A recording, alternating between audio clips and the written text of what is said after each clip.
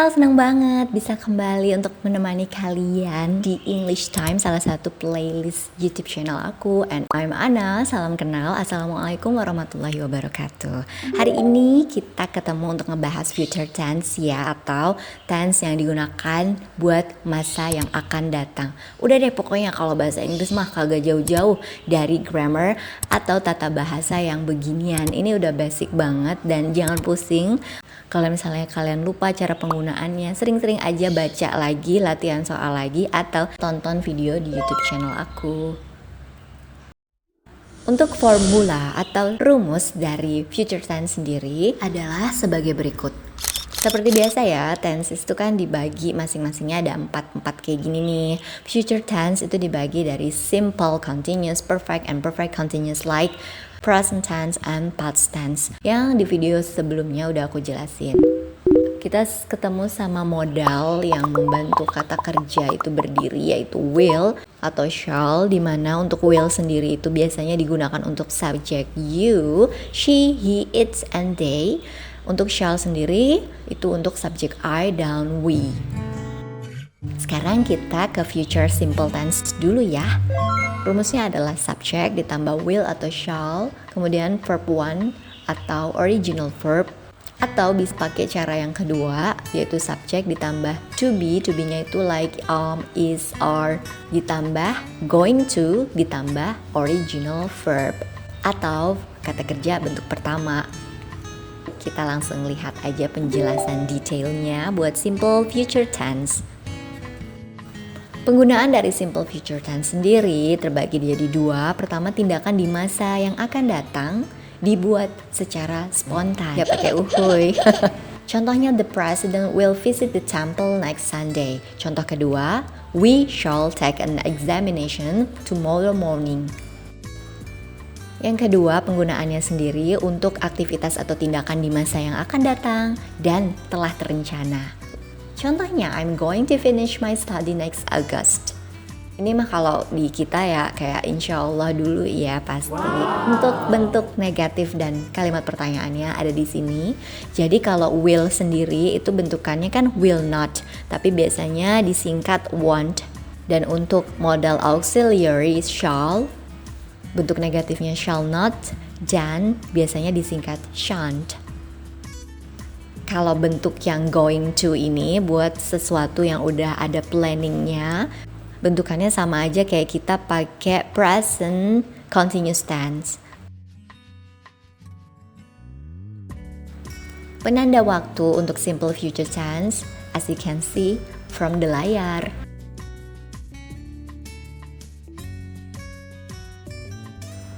Lanjut ke future continuous tense. Kalau udah yang berbau-bau continuous pasti nggak jauh-jauh bentukannya dari verb ing. Rumusannya adalah subject ditambah will atau shall, kemudian be, kemudian ditambah verb ing. Penggunaannya sendiri untuk perbuatan atau tindakan yang akan sedang terjadi dalam waktu dekat. Contoh pertama, Susan will be reading her favorite novel at this time tomorrow. Contoh kedua, Anton will be attending the mathematics class at this time next Monday.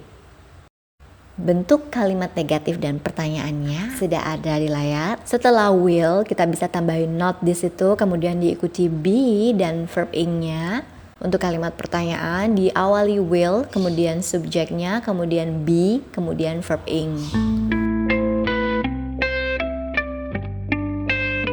And the time occurs for future continuous tense, you can see together on the screen.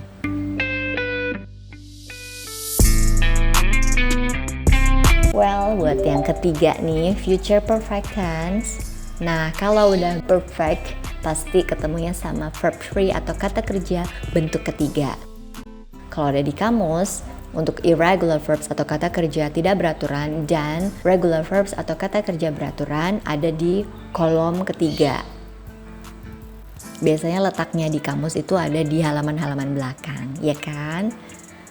Formulanya sendiri for future perfect tense adalah subject ditambah will, ditambah have, ditambah verb 3. Penggunaannya sendiri adalah untuk tindakan yang akan berakhir pada waktu tertentu di masa yang akan datang. Ada 2 contoh. Pertama, he will have finished the task by next Monday. Kita lihat time markersnya di situ. Kemudian lihat bentukan dari formula atau rumusannya.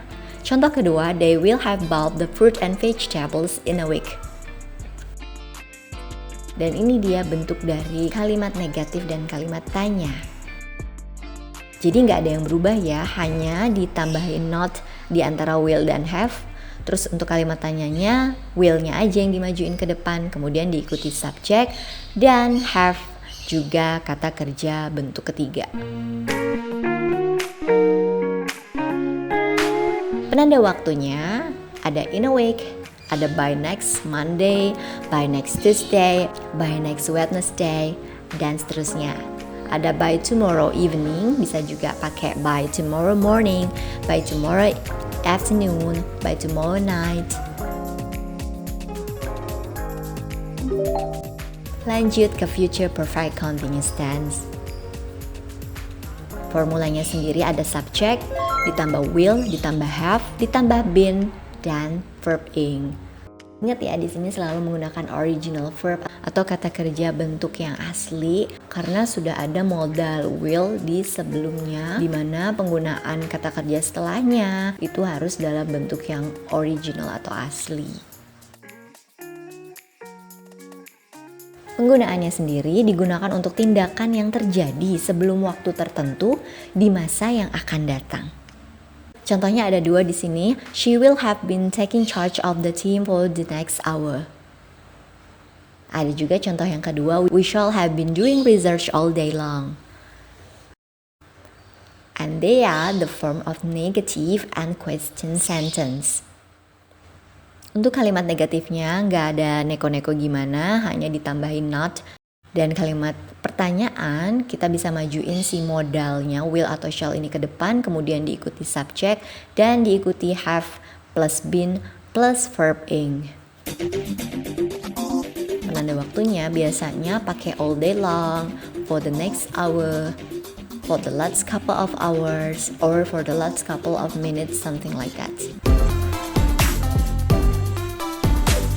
Alhamdulillah, selesai juga pembahasan kita mengenai tense ini. Banyak referensi yang bisa kalian dapatkan di internet, di YouTube, from Google. Yang penting semangat aja terus belajarnya. And if you want my PowerPoint file, kalian bisa email, atau buat yang mau tanya-tanya bisa langsung di kolom komentar.